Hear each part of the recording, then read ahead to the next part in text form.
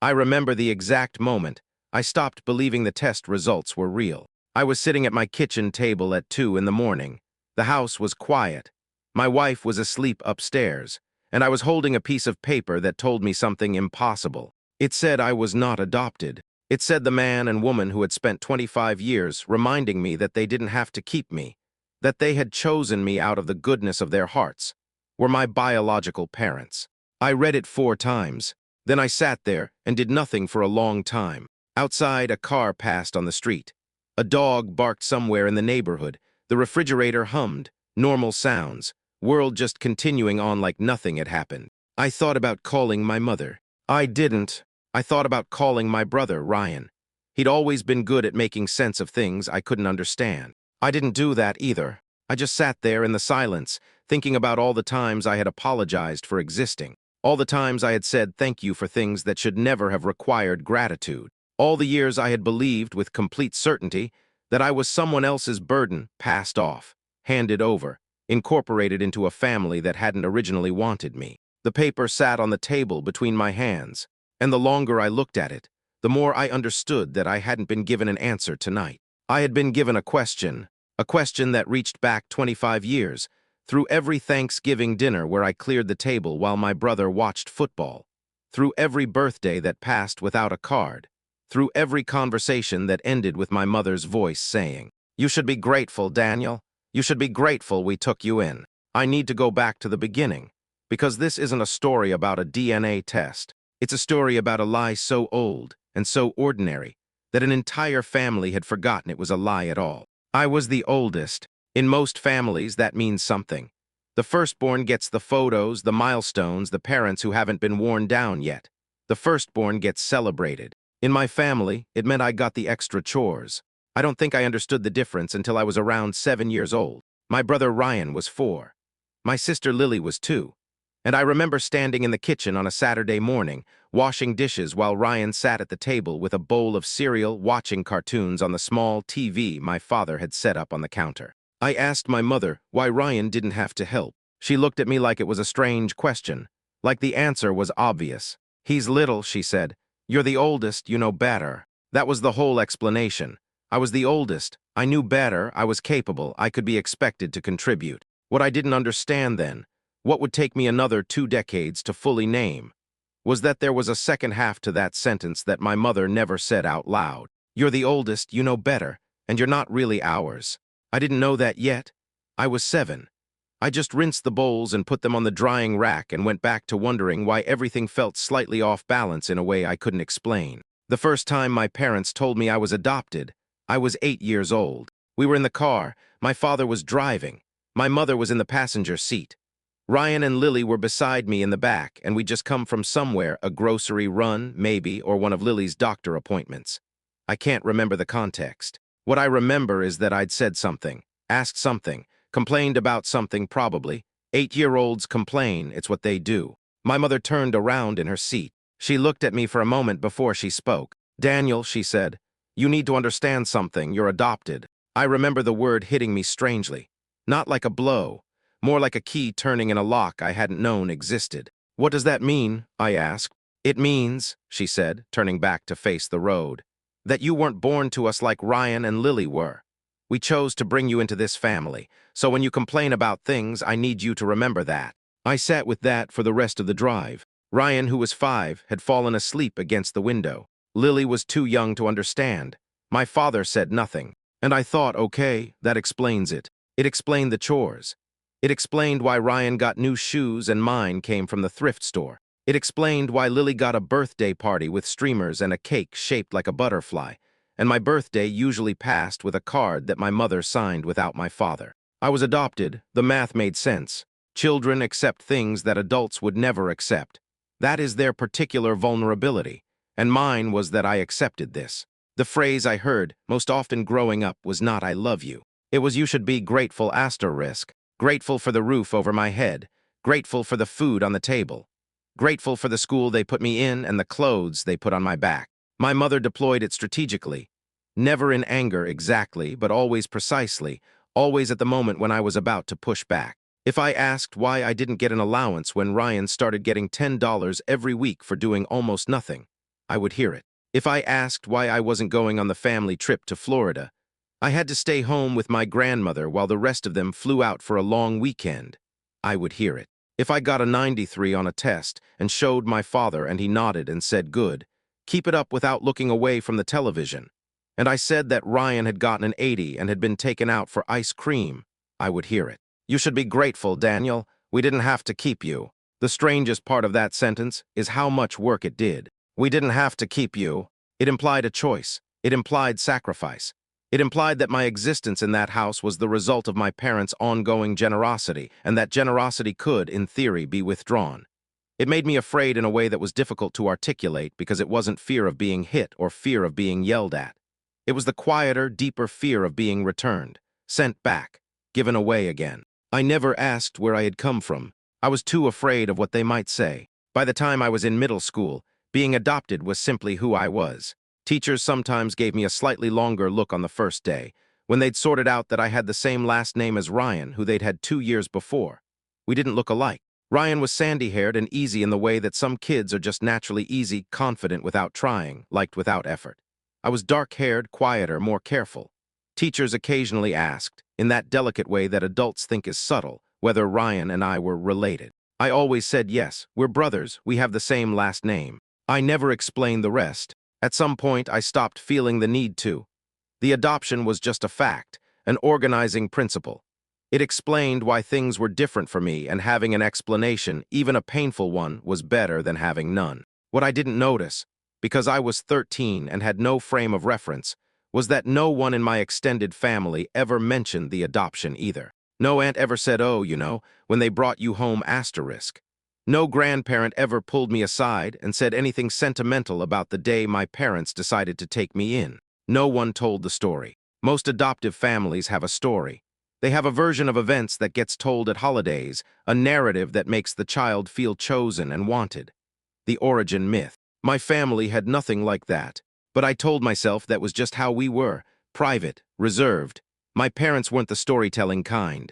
I was still telling myself that at 22. My brother Ryan got a car for his 16th birthday. Not a new car, a used Honda Civic about 7 years old, gray, with a small dent above the rear wheel. But it was his car. His parents had saved for it, picked it out, put a bow on it, filmed the moment he saw it in the driveway. My 16th birthday passed on a Tuesday. My mother made a cake. German chocolate, my favorite, she said, though I had never once asked for it and actually preferred vanilla. Ryan and Lily sang Happy Birthday in that slightly out-of-tune way that happens when kids aren't really paying attention.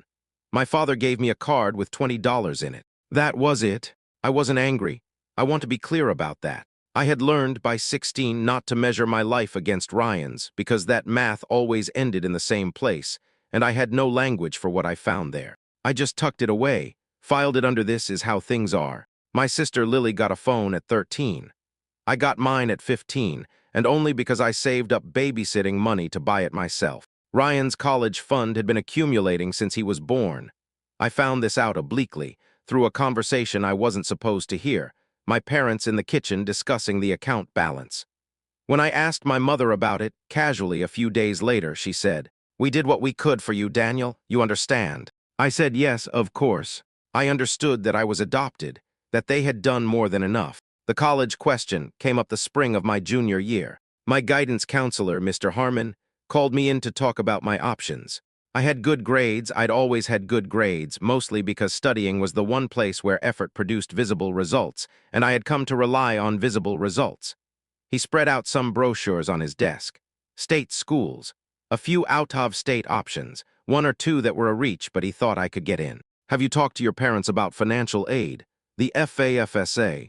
I said I thought I'd be applying for scholarships. He nodded like he'd expected that. There are a lot of good merit-based options. Your GPA and your test scores put you in a strong position. I didn't tell him why scholarships were the plan. I didn't tell him about Ryan's college fund, or about the conversation I'd overheard, or about my mother's steady, quiet message that they had already done enough. I just went home and started researching scholarships. I applied for 11. I got 4. The biggest one covered most of my first year. The others covered pieces of the rest. I took out a small loan for what remained.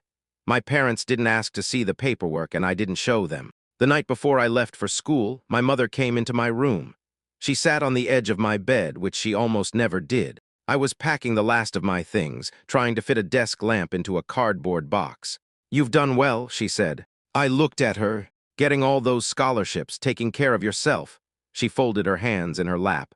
"I always knew you'd manage." I didn't know what to say, so I said thank you. She nodded and left the room, and I stood there with the lamp in my hands.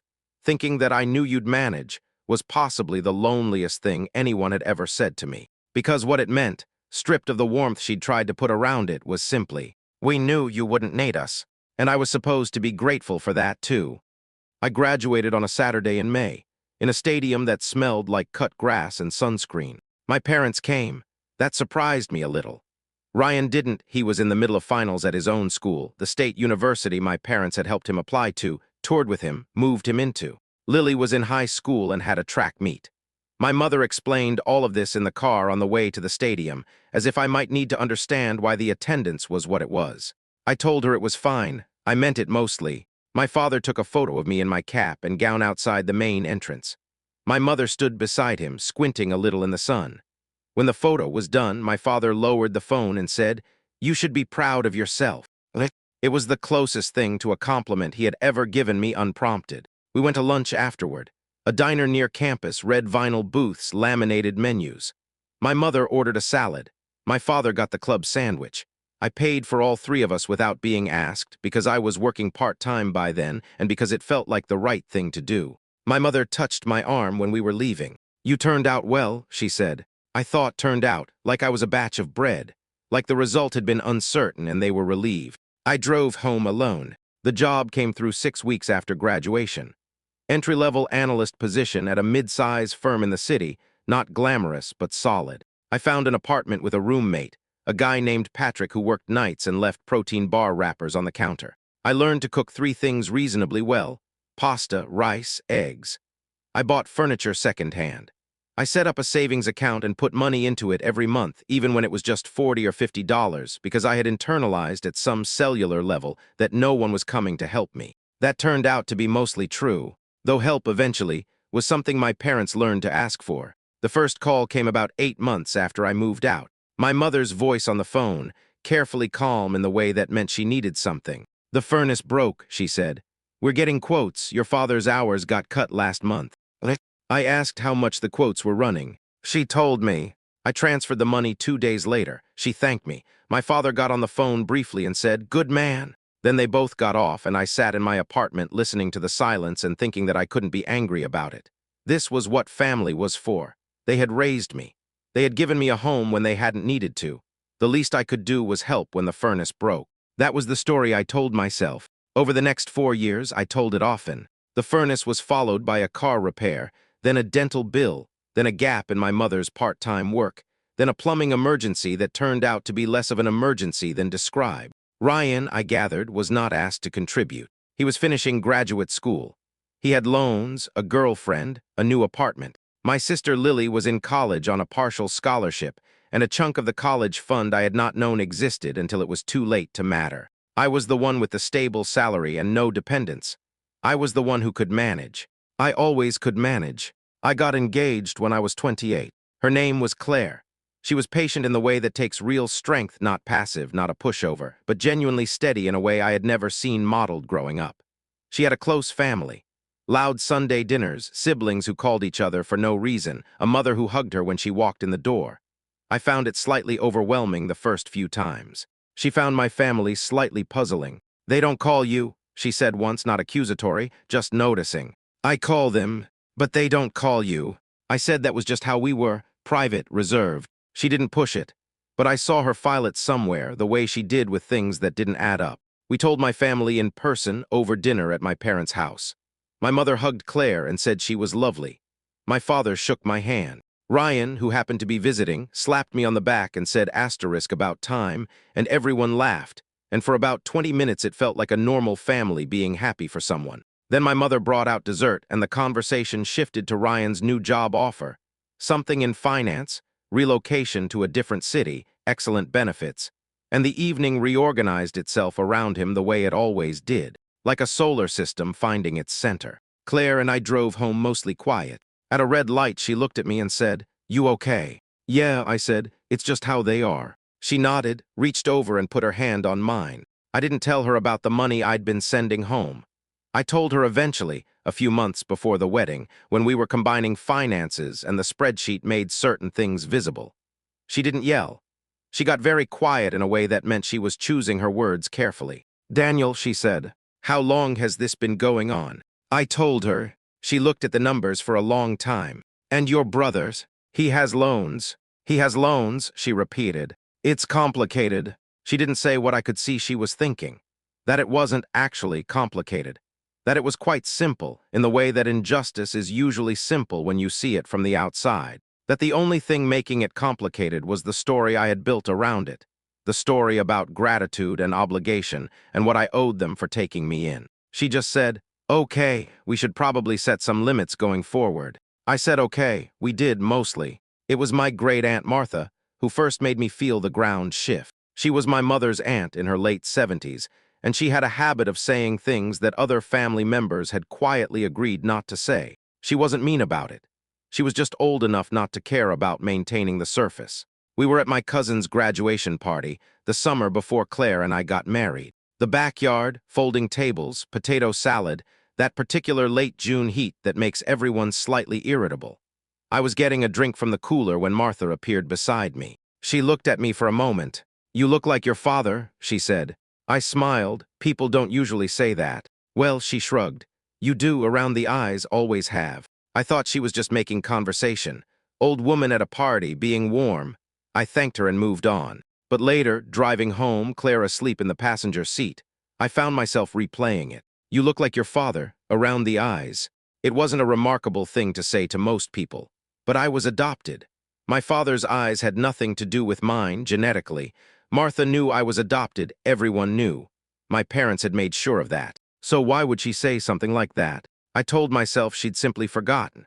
78 years old, a long party, a lot of sun. It didn't mean anything. But the thing about a thought you've dismissed is that it doesn't always stay dismissed. It comes back at odd hours. In the shower, right before sleep, it settles in quietly and waits. The second moment came 6 months later, at Christmas. My Uncle Dennis, my mother's younger brother, had a little too much wine at dinner. He was funny when he drank, the kind of person who got louder and more affectionate. He was telling a story about when he and my mother were kids, some incident involving a bicycle and a neighbor's fence, and my mother was laughing at the table. And at one point, Dennis gestured at me and said, and then there's Danny who got all the brains.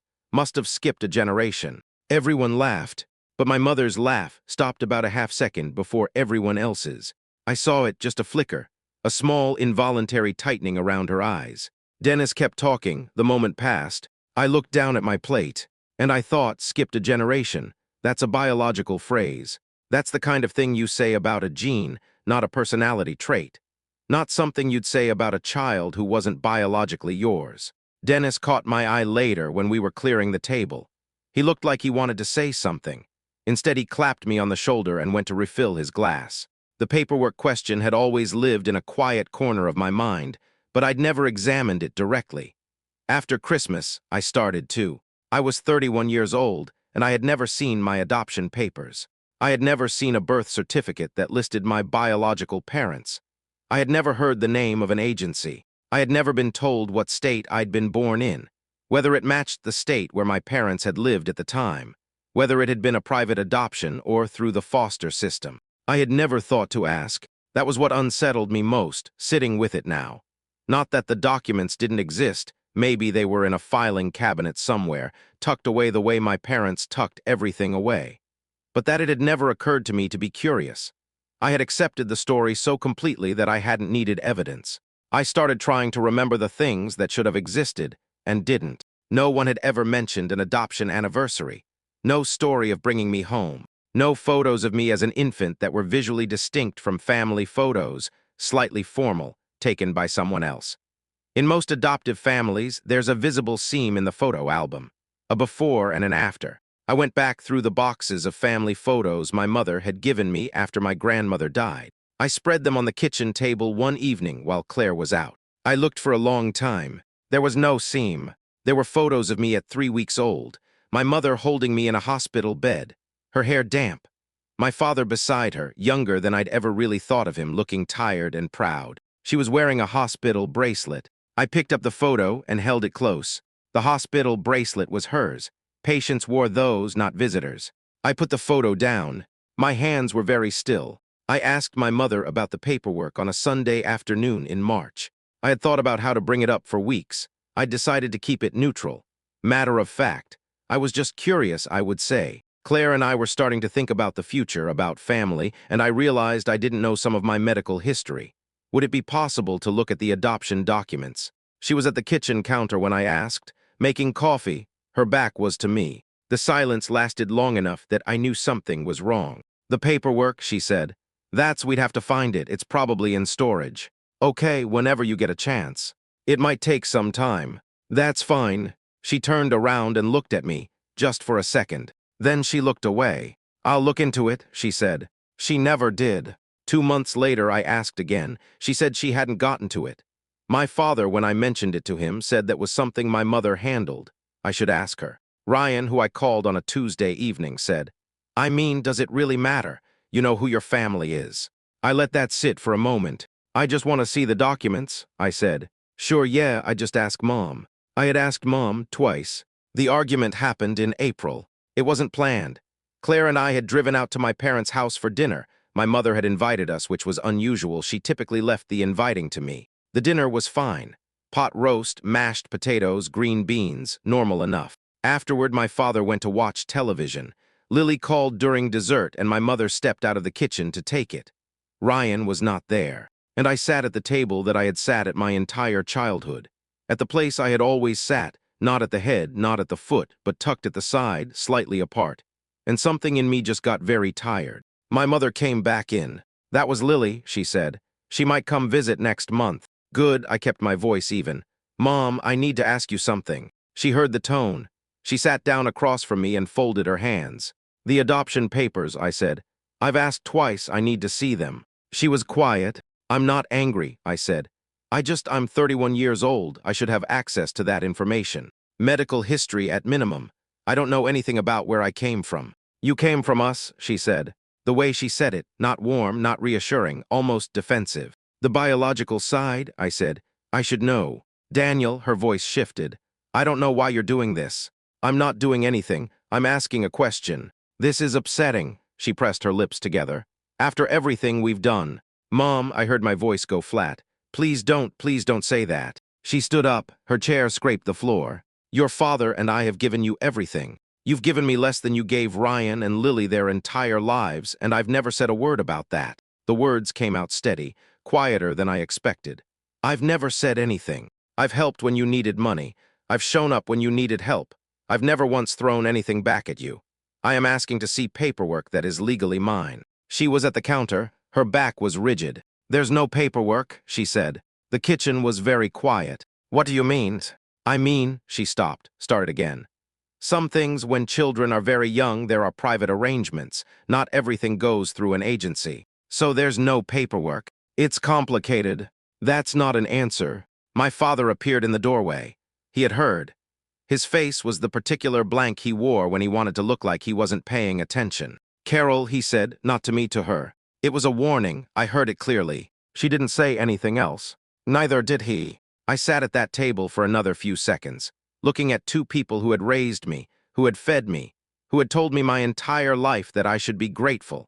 And I understood, at some level that hadn't been available to me before, that the story I had been given was not the whole story. I drove home very carefully. Claire was awake when I got in. She looked at my face and didn't ask immediately. She just got up, made tea, and sat across from me at our kitchen table. Something happened, she said. I told her. She was quiet for a long time. Then she said, Daniel, do the DNA test. I had thought about it before, in a vague, someday way. The kits were everywhere, advertised on television, in airport terminals. Everyone was doing them for ancestry research. I hadn't done it because I was afraid. I understood that now, sitting across from Claire in the quiet kitchen. I was afraid of what I'd find. A biological family that hadn't wanted me. Parents who had given me up and moved on. Some story that would make the rejection feel even more complete. What if I don't want to know? I said. You already want to know, she said. You've always wanted to know, you're just scared. She wasn't wrong. I ordered the kit that night. The box arrived on a Wednesday in a padded envelope that looked almost cheerful, bright colors, easy instructions, a small tube to spit into. I left it on the counter for 3 days before I opened it. Then I did it in the bathroom, alone, early morning before Claire was awake. I sealed the tube and put it in the prepaid envelope and drove to the post office before I could change my mind. They said results in 2 to 4 weeks. I waited. I thought about it the way you think about something you're trying not to think about, constantly, in fragments, at the edges of everything else. I imagined finding a half-sibling somewhere across the country, or a match that traced back to some other part of the world entirely, something that would rewrite everything I thought I knew about my origins. I imagined sometimes finding nothing useful, distant cousins, vague geographic data, the test confirming only that I was what I already suspected, unmoored. 3 weeks and 4 days after I mailed the envelope, my phone buzzed on the nightstand at 6:47 in the morning. Your DNA results are ready. I lay there for a moment, staring at the ceiling. Claire stirred beside me. Is that it? Yeah. She reached over and took my hand. Do you want me to? I'll look, I said. I'll look. I unlocked the phone. I opened the results, and I read them 3 times before my brain accepted that I was reading them correctly. I set the phone down on my chest and stared at the ceiling for a long time. Claire, watching me, said quietly, Daniel, what does it say? I didn't answer right away, because what it said was impossible. What it said was that my parents, the DNA profile assembled from my sample and cross-referenced with every match in their database, pointed not to strangers, not to a biological family somewhere out there who had given me up. It pointed to the man asleep in a house 40 minutes from ours, and to the woman who had spent 25 years telling me I should be grateful she kept me. The results said they were my parents, not adoptive parents, biological parents. I lay there in the gray morning light, holding my phone against my chest, and I thought about the hospital photo. My mother in the bed, the bracelet on her wrist. I thought about Martha saying, you look like your father, around the eyes. I thought about the paperwork that didn't exist. I thought about every time I had said thank you. I ordered a second test that morning. The second kit took 11 days.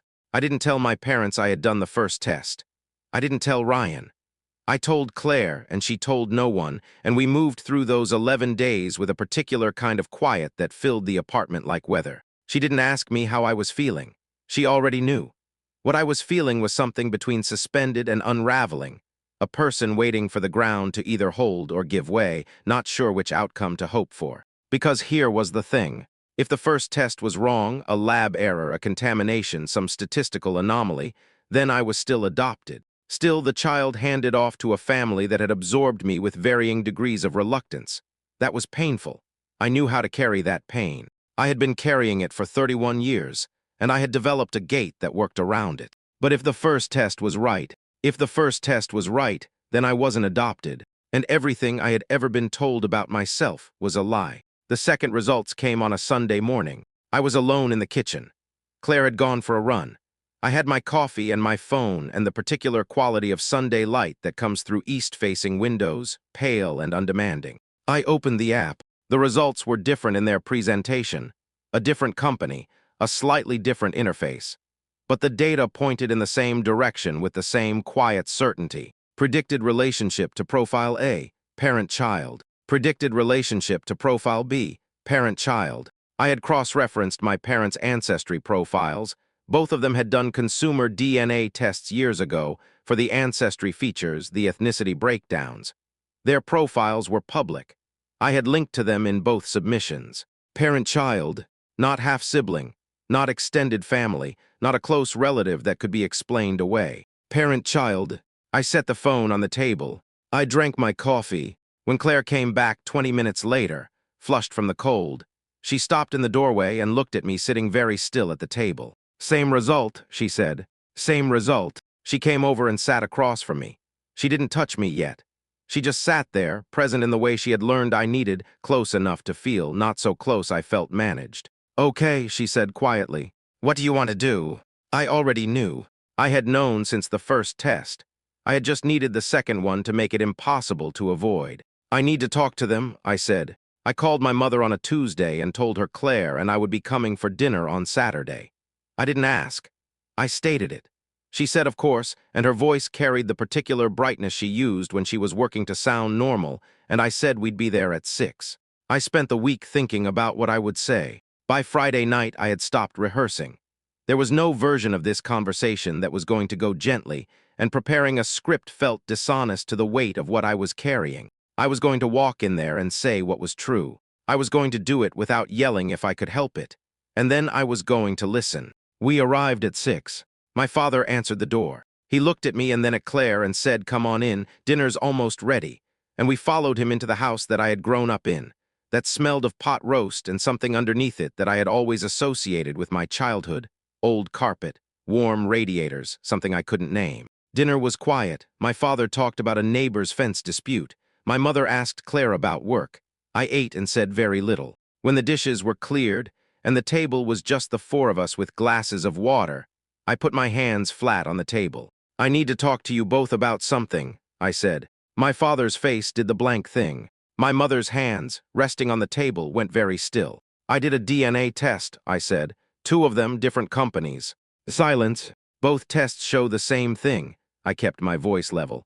"They show that you're my biological parents." The kitchen clock ticked. My mother closed her eyes. My father looked at the table.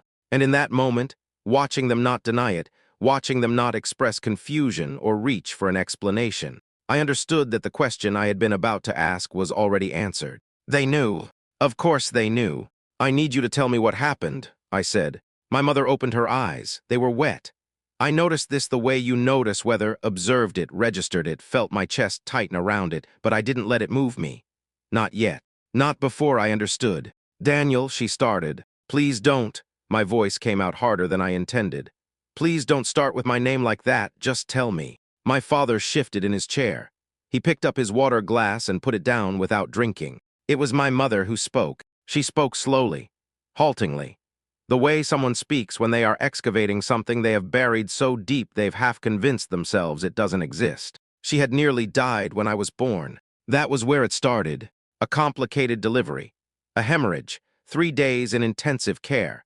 My father alone with a newborn he wasn't sure his wife was going to survive. Medical bills that consumed their savings and then some. A year of her recovery that was long and frightening.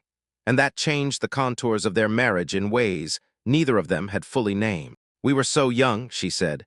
"We weren't prepared, and when things went wrong." "You blamed me," I said. She didn't say yes, but she didn't say no. What she said was, "It was complicated. We were scared and we were struggling, and you were—" She stopped. "You reminded us of that time, of what it cost us. And then Ryan came along and things were easier and we told ourselves." "You told me I was adopted," I said. "We thought," my father's voice, rough, unfamiliar in this context. "We thought if you understood that you were, that there had been a choice. That I'd be more grateful," I said. Neither of them spoke. "You made up a story," I said. "You told me, and you told Ryan and Lily and your relatives and every teacher and neighbor and person who asked. You told all of them that I wasn't yours, so that I would spend my entire life feeling like a guest, so that I would never ask for anything." My mother was crying now, quietly the way she did everything, contained, careful even in distress. "We didn't mean for it to go on so long," she said. "At first it was just we told you because we needed." She stopped. "And then you believed it, and time passed, and it became the truth," I said. "It became the truth, that's what you're saying." "It wasn't. You let me believe that I owed you my entire life," I said. "You used it every single time I tried to push back. Every time I wanted something or questioned something or needed something. You should be grateful, Daniel, we took you in.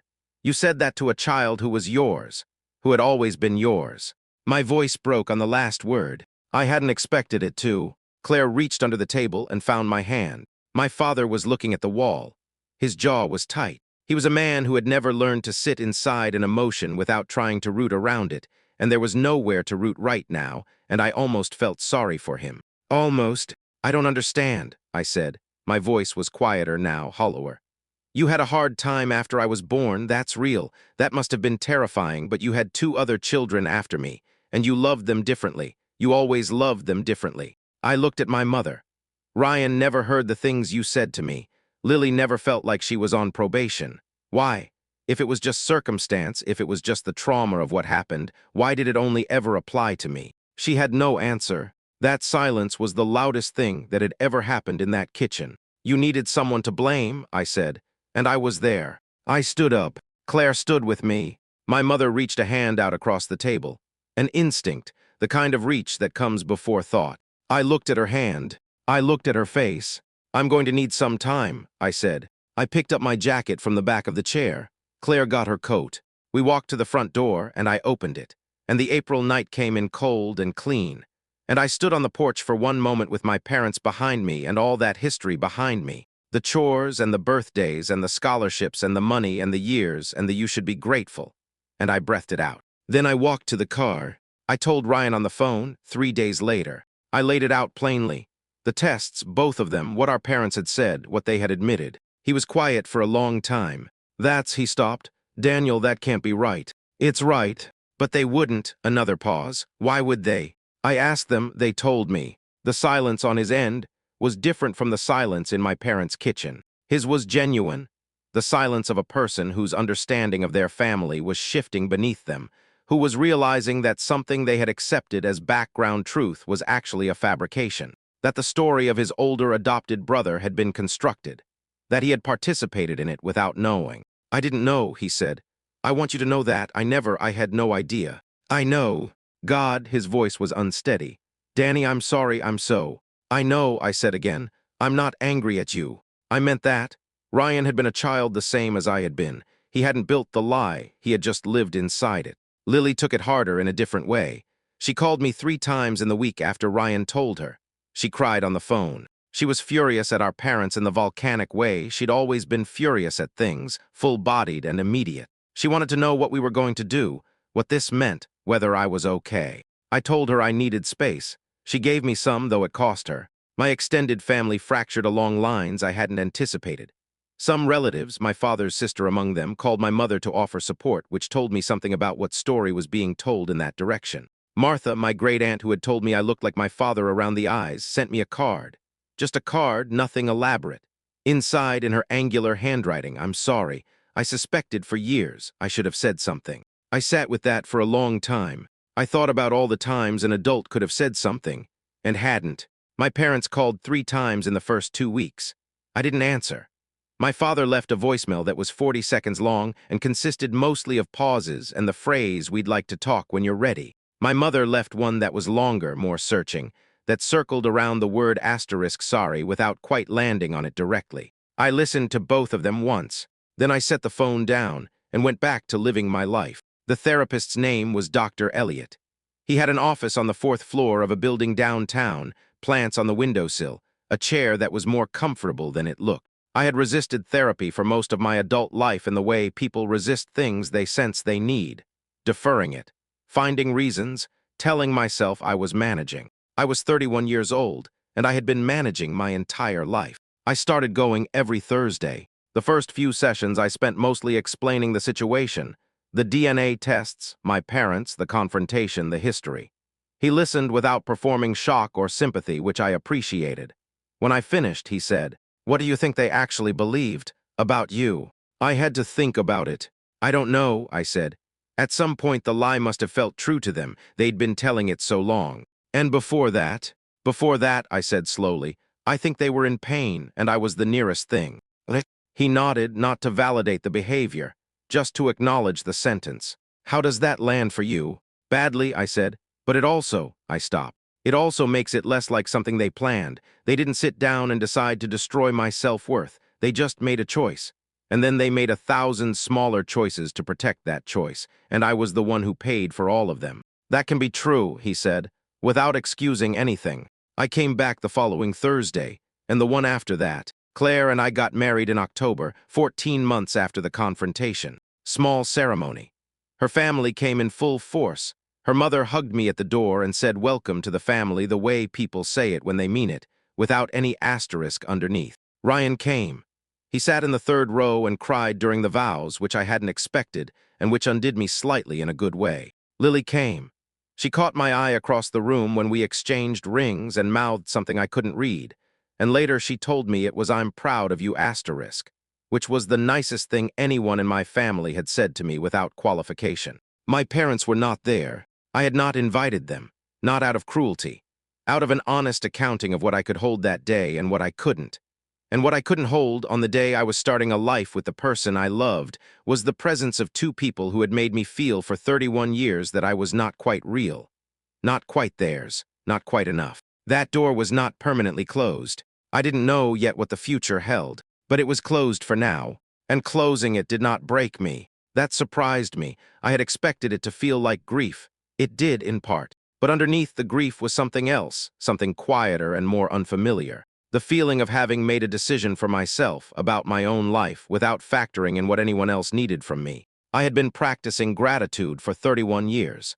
This was the first time I had ever practiced self-determination. Our daughter was born 2 years after the wedding. We named her June. She had my dark hair and Claire's eyes, and a way of looking at the world with an expression of serious curiosity that made everyone who met her feel slightly examined. I loved her in a way that reorganized everything. The architecture of my interior life shifted to accommodate her. In the early weeks, in those strange, suspended hours of new parenthood when the house is dark and a small person is sleeping on your chest, I thought about my parents, about the version of events they had lived, the hemorrhage, the hospital, the fear. A newborn in the hands of a man who didn't know if his wife was going to be okay. I tried to understand it. I did not try to excuse it. Those are different things, and I had learned slowly to keep them separate. What I understood was that they had been drowning. And when people drown, they don't make their best decisions. They grab what's nearest and they hold on. I had been what was nearest. I had paid for it. But sitting in the dark with June on my chest, listening to the specific rhythm of her breathing, I thought, this is what it's supposed to feel like asterisk. This absolute, unearned, unconditional, this love that doesn't require justification. She had done nothing to deserve it. That was the point. That had always been the point.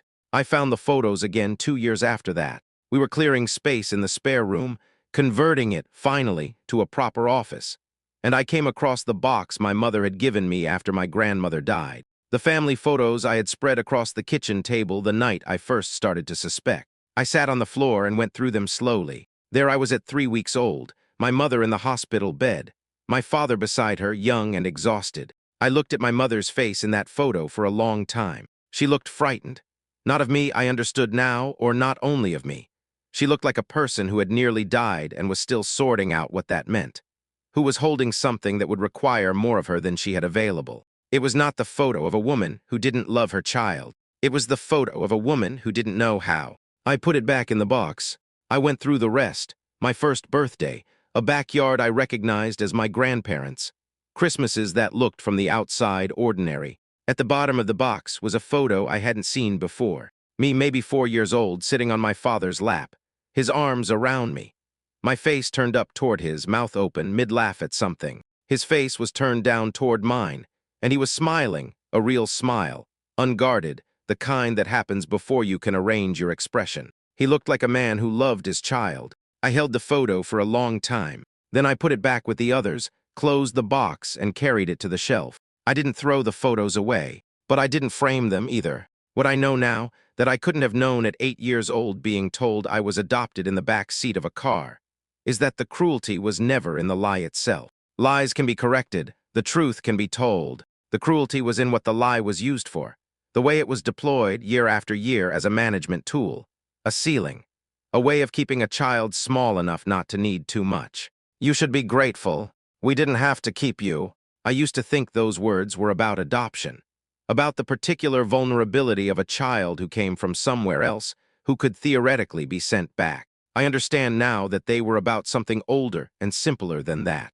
They were about a woman and a man who had been through something terrible, and who had quietly, without naming it, decided that someone needed to pay. And the child who had cost them the most, the one born at the price of blood and fear and money they didn't have, became the one who would spend his childhood working off a debt he hadn't incurred. They were not monsters. That's the hardest part to hold. They were ordinary people who made an extraordinary choice, and then protected that choice for decades, who built a whole architecture of narrative around it. The adoption story, the gratitude, the we did so much for you, until they may have half believed it themselves. My father called last year. I answered. We talked for 20 minutes. He asked about Claire. He asked about June. He said her name carefully, like he was aware of the privilege of knowing it. He didn't ask to visit. He didn't offer an apology, not directly. He said, toward the end, in that rough, quiet voice, I think about you, I want you to know that. I said I knew. I didn't tell him it was enough. It wasn't. But it was something, and I had learned to leave room for something. I look at June sometimes, asleep, or deep in concentration with her blocks, or just sitting in the particular private way small children have. And I think about what she will grow up believing about herself. She will know she is loved without condition, not because I am better than my parents, not because I escaped their damage without residue. I am in therapy. I still flinch at criticism I shouldn't flinch at. I still feel a reflexive guilt when I ask for things. But I know what it costs when a child grows up believing love must be earned. I know it the way you know something that has lived in your body for 3 decades. And I have decided with every choice I can make that she will not know it the same way. She will know love as a given, the same way it should have been for me. For 25 years, I thought I was grateful because I had been chosen. The truth was harder. I had never been chosen at all. I had been rejected, quietly, systematically, with a story wrapped around it to make it bearable, by the people who were supposed to love me first. And the most painful thing is not the years I lost. The most painful thing is how long I spent defending them. How many times I explained to Claire, to friends, to myself, they did the best they could. It was complicated. They were young and scared, you have to understand. I do understand. I just don't owe them my understanding anymore. And that, setting down a debt that was never mine to carry, turned out to be the only thing I ever needed to be grateful for.